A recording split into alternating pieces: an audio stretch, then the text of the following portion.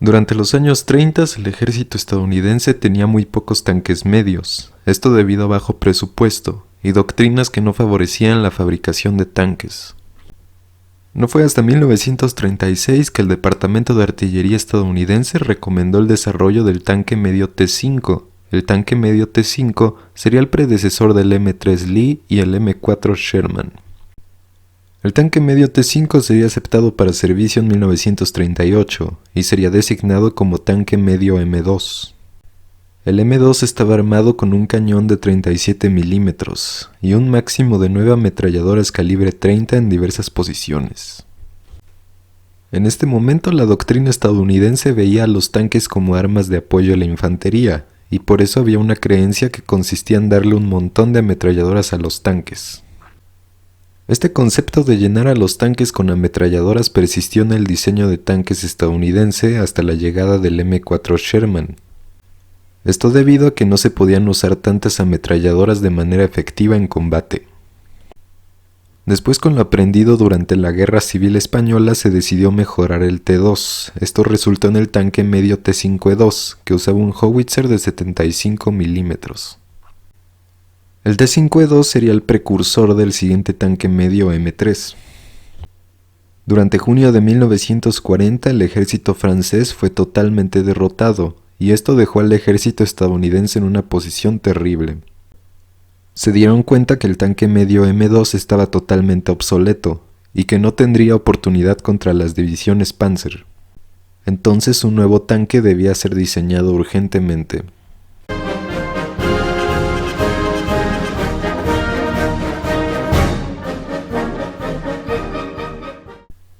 Se establecieron las características para el nuevo tanque medio en 1940, que sería estandarizado como tanque medio M3. El general Adnan Chaffee, que era el líder de la nueva fuerza blindada estadounidense, se reunió con los oficiales del Departamento de Artillería. Chaffee quería un tanque con un cañón de 75 milímetros, en una torreta totalmente giratoria. Pero esto no era posible al momento, ni la industria ni los oficiales del Departamento de Artillería tenían experiencia diseñando torretas que fueran suficientes para un tanque armado con el cañón de 75 milímetros. Para esto se diseñó un nuevo tanque provisional, basado en el T-5E2, con un cañón de 75 milímetros montado en el casco con giro limitado, junto con una torreta con un cañón de 37 milímetros. El prototipo para el nuevo tanque M3 fue completado en 1941. La fuerza blindada estadounidense no estaba del todo satisfecha con el nuevo tanque, pero había una necesidad muy urgente para conseguir tanques medios.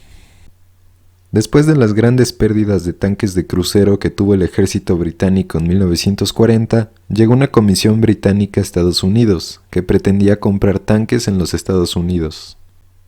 A pesar de la diferencia en diseños y doctrinas de tanques, se logró llegar a un acuerdo, en el que se produciría una variante del tanque medio M3 con modificaciones para el ejército británico. Todo esto apresuró aún más la producción del nuevo tanque medio M3. Para todo esto se comenzó la producción del M3 Lee en varias fábricas, y junto con el Acto de Préstamo y Arriendo de 1941, Estados Unidos podía vender armas a Gran Bretaña, permaneciendo neutral. El M3 sería diseñado con dos torretas distintas, una diseñada por los británicos y otra por los estadounidenses. Los primeros tanques serían completados en el arsenal de Rock Island, el 13 de marzo de 1941.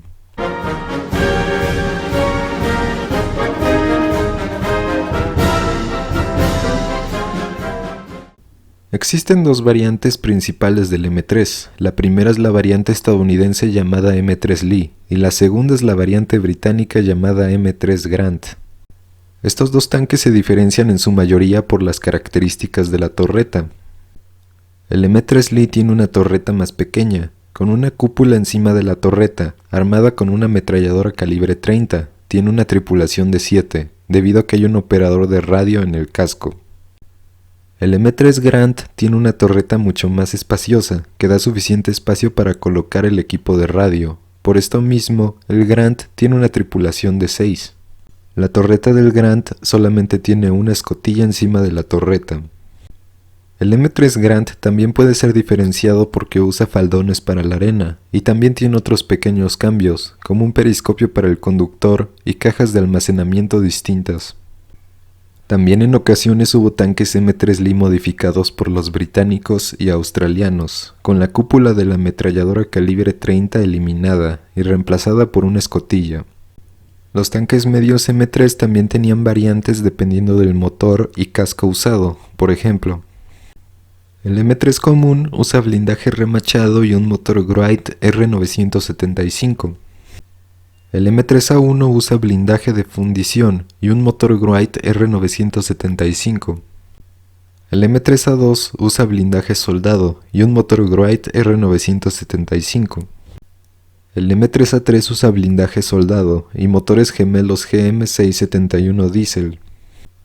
El M3A4 usa un casco alargado y el motor Chrysler A57 Multibank. El M3A5 usa blindaje remachado y motores gemelos GM671 diésel. Todas estas variantes podían tener tanto la torreta del M3 Lee como la torreta del M3 Grant. La torreta del M3 Grant nunca fue colocada en cascos M3A1 o M3A4.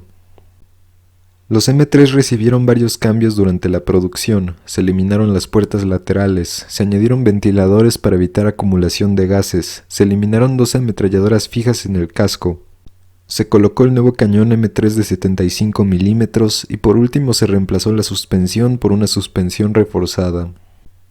También existieron variantes de vehículo de recuperación, designadas M31B1 y M31B2.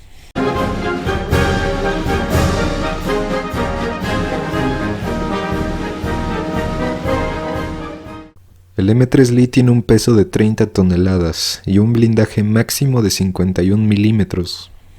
Es propulsado por un motor de 400 HP Wright R975S2 de cilindro radial a gasolina. El M3 usa una suspensión de resortes de voluta vertical, conocido por sus siglas en inglés como BBSS. El M3 puede llegar a una velocidad máxima de 42 km por hora. Los tanques de combustible del M3 Lee se encuentran en los laterales del motor.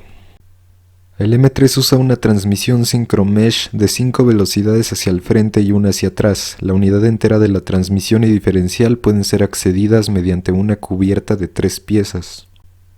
El M3 Lee está armado con un cañón de 75 mm M2 o M3 en el casco, un cañón de 37 mm M6 y una ametralladora calibre 30 coaxial en la torreta. Encima de esta torreta se encuentra otra ametralladora calibre 30 en la cúpula. 2 ametralladoras calibre 30 adicionales se encontraban en la parte frontal del casco, pero se encontraban fijas y debían ser apuntadas por el conductor. Por esto mismo fueron eliminadas posteriormente por su poca practicidad. El M3 Lee es operado por una tripulación de 7. El conductor se encuentra en el centro frontal del tanque. Puede conducir el tanque mediante 2 pedales de clutch, acelerador y palancas de freno, y también tiene un panel de instrumentos enfrente. El conductor tiene su propio asiento justo encima de la transmisión, y también tiene una escotilla junto con un puerto de visión. A la izquierda y detrás del conductor se encuentra el operador de radio, con su propio asiento. Además de operar la radio, también debía recargar las ametralladoras calibre 30, que se encontraban fijas al lado del conductor. A la derecha del operador de radio se encuentra el artillero del cañón de 75 milímetros. El artillero cuenta con 2 manivelas para la elevación y giro del arma, además de un periscopio M21 y un telescopio coaxial en modelos mejorados. El cargador se encuentra justo atrás del cañón de 75 milímetros y tenía disponibles 50 disparos de 75 milímetros repartidos en el casco. El comandante se encontraba en la parte trasera de la torreta y podía usar la cúpula con la ametralladora calibre 30. El artillero del cañón de 37 milímetros se encuentra a la izquierda del comandante. Cuenta con un sistema de giro y elevación manual y asistido, además de una mira a la izquierda del cañón. El cargador se encuentra a la derecha del artillero. Cuenta con 179 disparos de 37 milímetros disponibles, repartidos en la torreta y el casco. También es el responsable de recargar la ametralladora coaxial en la torreta. Tanto el cañón de 75 milímetros como el cañón de 37 milímetros pueden ser estabilizados verticalmente. Para acceder o salir del vehículo, el M3 Lee contaba con dos escotillas en los laterales del vehículo y una escotilla a un lado de la torreta, además de una escotilla en la cúpula del comandante. Cuando las escotillas laterales fueron eliminadas del vehículo en los tanques de producción tardía, se añadió una escotilla de escape en el suelo del vehículo.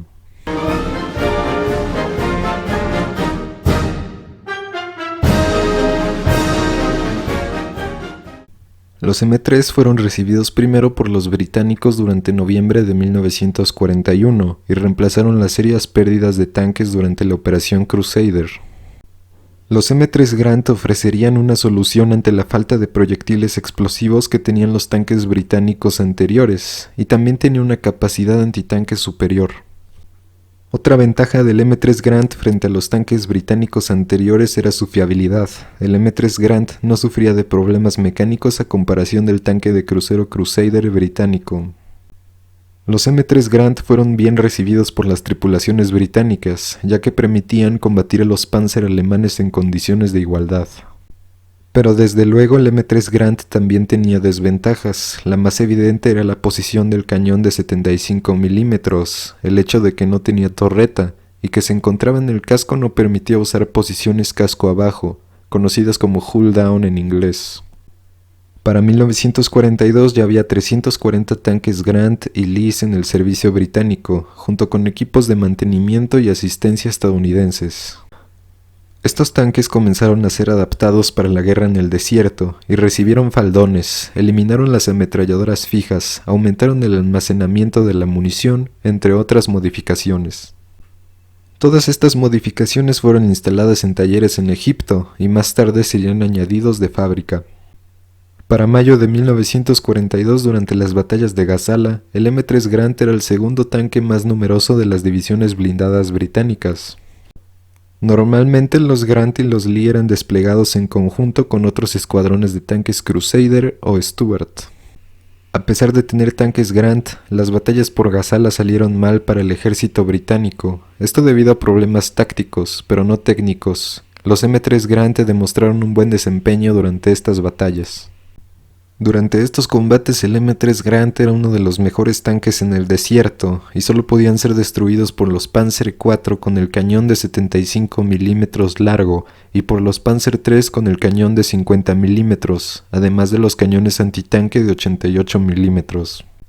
En una ocasión un oficial alemán inspeccionó un Grant de la 22ª Brigada Blindada que aguantó 31 impactos, de los cuales solo 2 proyectiles de 50 milímetros causaron daño.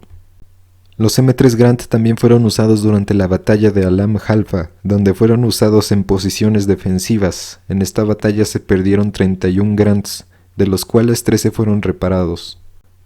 Después de la última ofensiva de Rommel en Alam Halfa, el ejército británico pasó a la ofensiva, con el teniente general Bernard Montgomery al mando. Durante la segunda batalla de El Alamein, el 23 de octubre de 1943, el ejército británico comenzó a recibir tanques M4 Sherman, pero aún la mitad de sus fuerzas consistían en tanques M3 Grant. A pesar de que los M4 Sherman estaban disponibles, el Grant aún era un tanque medio viable, debido a que había pocos Panzer III con cañón de 50 milímetros y Panzer IV con cañón de 75 milímetros largo en servicio. Los M3 permanecerían en servicio hasta el final de la campaña en Tunisia, pero en números limitados, y serían reemplazados totalmente por los M4 Sherman.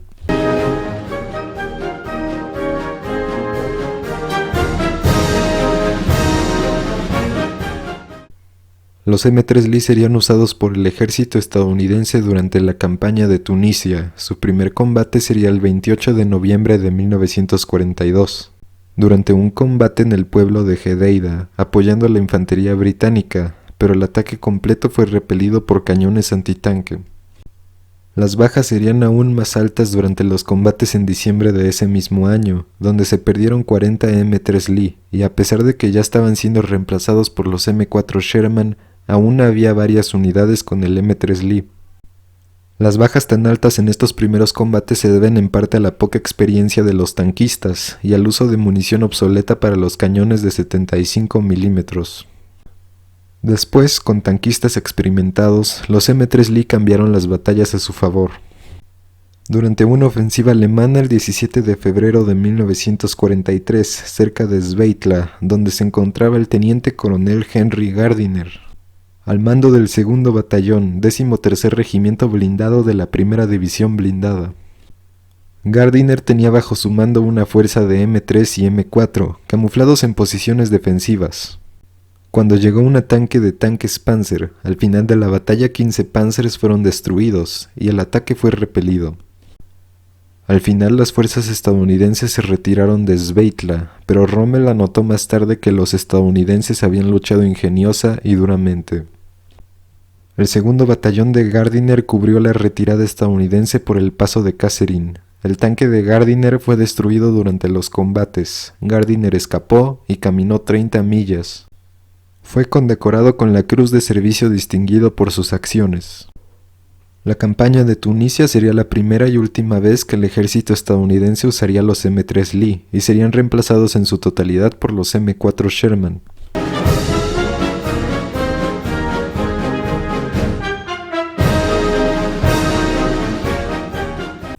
Los M3 Grant y Lee serían enviados a la India en 1942 ante la posible amenaza de un ataque japonés. Los M3 eran muy adecuados para las operaciones, debido a que no tenían problemas con los tanques japoneses y podían ser usados perfectamente para apoyar a la infantería.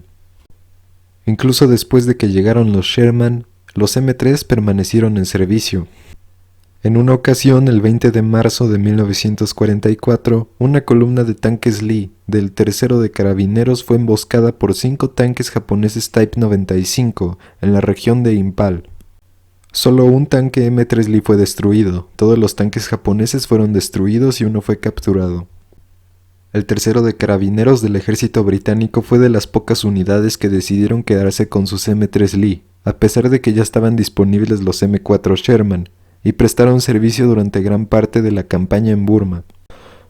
Y por último, los M3 Lee serían usados por el ejército soviético y por el ejército australiano, con el cual no verían combate alguno.